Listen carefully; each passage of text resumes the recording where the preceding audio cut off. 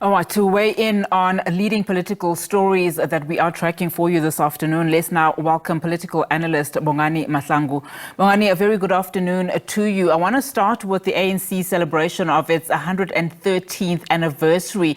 I mean, this year's January 8th statement comes at a time the party is on uncharted waters, really. I mean, how different do you think the statement is expected to be this year, given the cloud that the party is under following its weakest electoral performance? Then there's the internal issues that we're hearing of now in terms of charges, and it's now also in the governing under the GNU. What are we likely to expect? No, thank you very much. Greetings, Munati, and greetings to the viewers at home. So if you look by and large, the statement made in the yesteryear and the statement made in 2023 focused on three priority areas. And that is, 6 priority areas. And it's those 6 that I expect that they would speak about this year as well. If you remember the priority areas that they spoke about, it was 1, winning a decisive victory in the 2024 elections. And I expect them to speak about winning a decisive victory in the 2026 local government elections. But as far as how they performed there, we all know how they performed. Intensifying the renewal of the ANC. So I expect them that they would continue to speak about that as a statement, their statement of intent and as a focus area for 2025. But we all also know that they did not intensify anything as far as renewal is concerned. Reconstruction of our economy to create jobs and growth. I expect them again to speak about that. Well, they can change the language, but in principle, I expect them to speak about that. Again, it's something they failed in, and the statistics prove. I expect them again to speak about resolutions.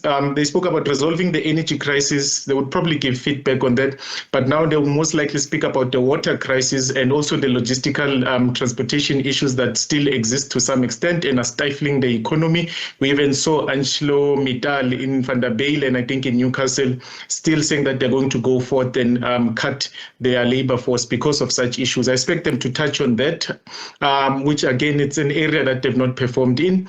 I expect them also to speak about the crime and corruption, which has now become cliche, and also statistics prove that not much is happening in that space. And I expect them to speak about what they spoke about in the last 2 years as well, which is building a better Africa and a just, equitable and more humane world.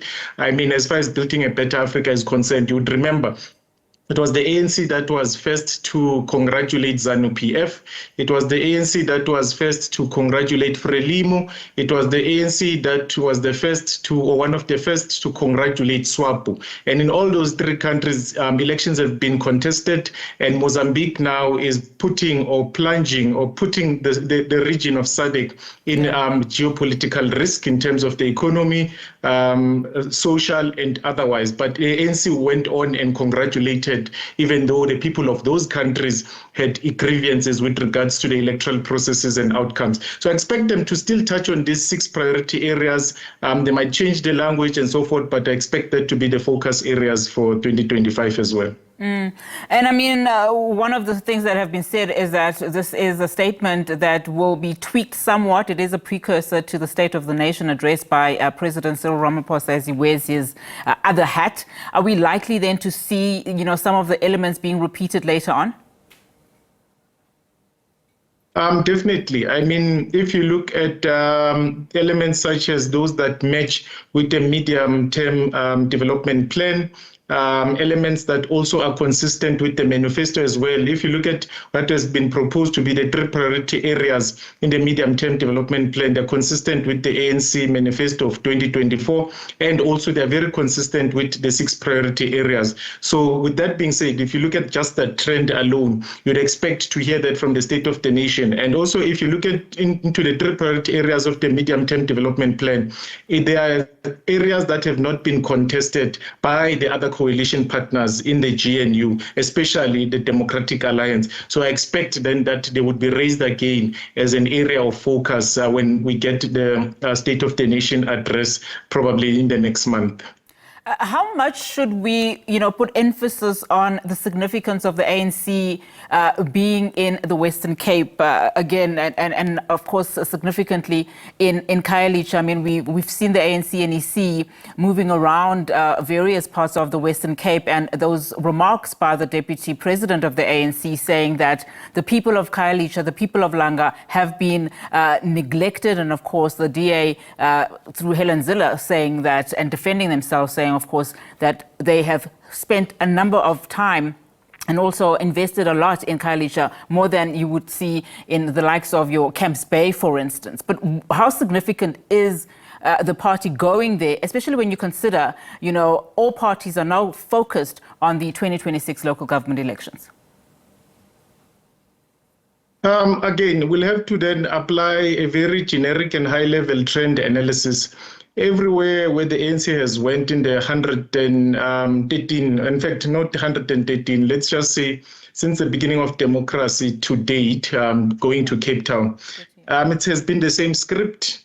You are going there, it's your constituency, you want to reassure them. Then before the actual day where the speech is delivered, you'll go around interacting with stakeholders, internal and external and so forth. So it's basically the same script. I mean, if we go to last year in Nelspruit, they did the very same. But what was the impact post that? What was the impact as far as the electoral outcomes of those particular areas are concerned? Not necessarily positive, they do not necessarily improve.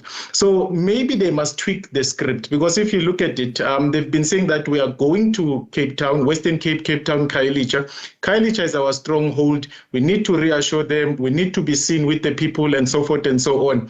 But then the impact in previous places where they've been and said and done the same thing has been little to none. Basically, it has been insignificant. So exactly is what is going to happen here. When we look into the Western Cape, Cape Town and Khayelitsha specifically, as much as Khayelitsha, the ANC still enjoys majority support, but it has been decreasing on a sliding scale in the previous elections, not just, in fact, in just local government, but in general elections as well, that is province and national.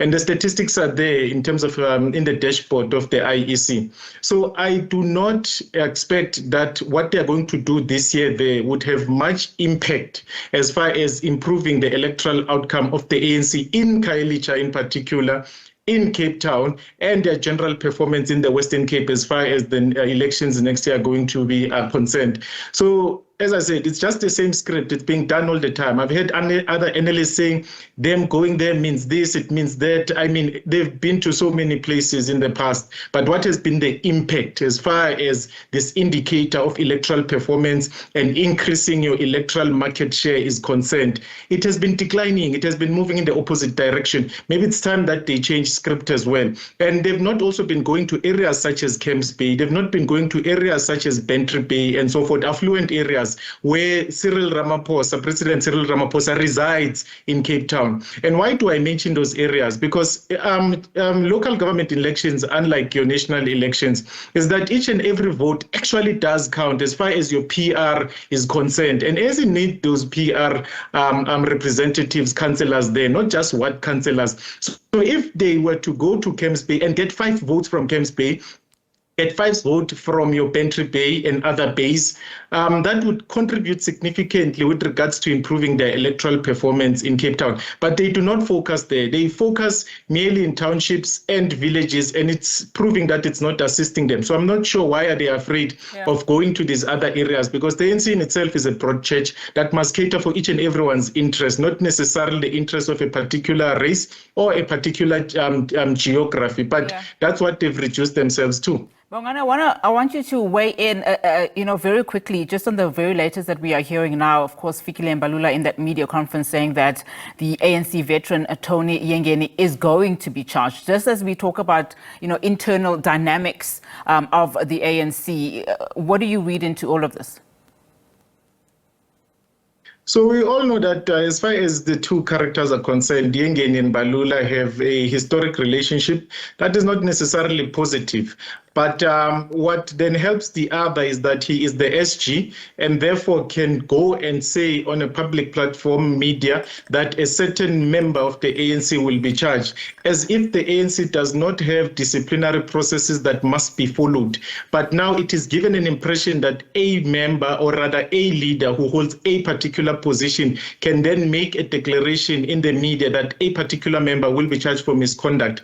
I mean, if we look at members that go on social media and even speak really, really ill stuff about the ANC and its leaders, some of them do not get charged. And those that do, there's a process that is there in the Constitution that needs to be followed. So as far as procedure and internal systems are concerned, I think what Mbalula has done was just playing to the gallery, and it further erodes and undermines the professionalization operations of the ANC, and also it clouds, because if you have a particular problem with a particular leader or member of the ANC, you must still be professional. And also if you are an SG, which is a very senior position within the ANC, it is you who must demonstrate, especially to the public and non-members, that in the ANC, this is how we do our things. The ANC does not operate like the Patriotic Alliance. The ANC does not operate like Umkhonto weSizwe, where there's a supreme leader. There's actually a constitution, there are processes and there are structures that deal with certain issues. And he has presented himself as if such things do not exist in the ANC because of his historic dislike for the individual.